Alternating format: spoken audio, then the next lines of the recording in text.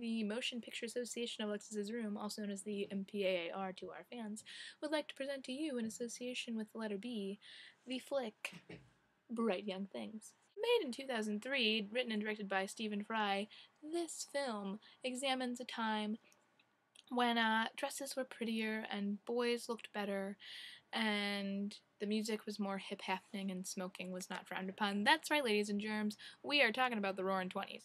It is just about young British socialites and their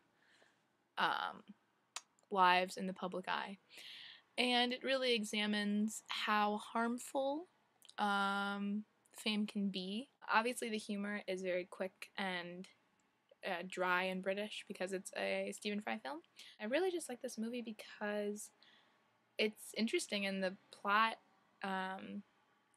definitely took more turns than I expected initially, because it seems like such a happy-go-lucky movie, right, with the cover of the overjoyed children and like her, not her, well, she looks happy too, but her, you know, she's just like, ah!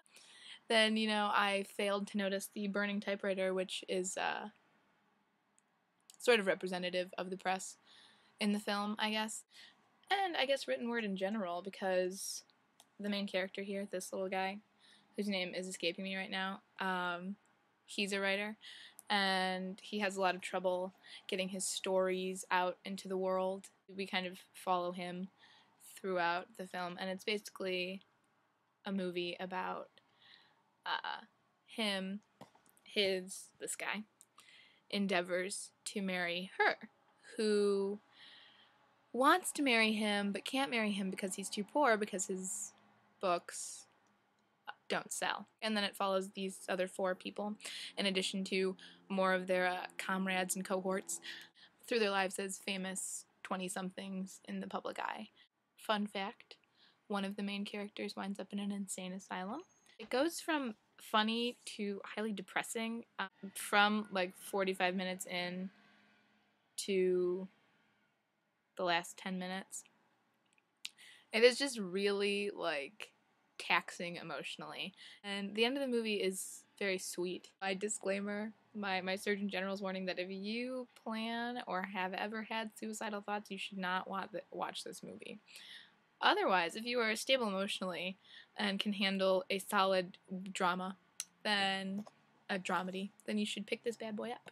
One thing I really like about this movie is that the cast of characters is not filled with A-list celebrities, except of course James McAvoy. I feel like more connected to the characters, I guess, because they're not these big celebrities that everybody knows everything about. I also would like to note its gorgeous cinematography. It is a very well put together film. It's just highly pretty. The hair and makeup is flawless, as are the costumes. The costumes are like part of the reason I adore this movie so much, because they're just so pretty.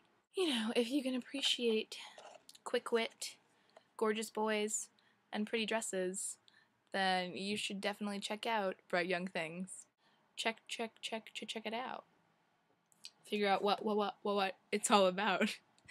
And if my review doesn't appeal to you, perhaps the cast will, which includes Emily Mortimer, Stephen Campbell Moore, Dan Aykroyd, Jim Broadbent, Stockard Channing, Guy Henry, James McAvoy, Michael Sheen, David Tennant, get on this, guys, Fenella Woolgar, and Peter O'Toole. It is also based on this book by Evelyn Waugh? I don't know how you pronounce her last name.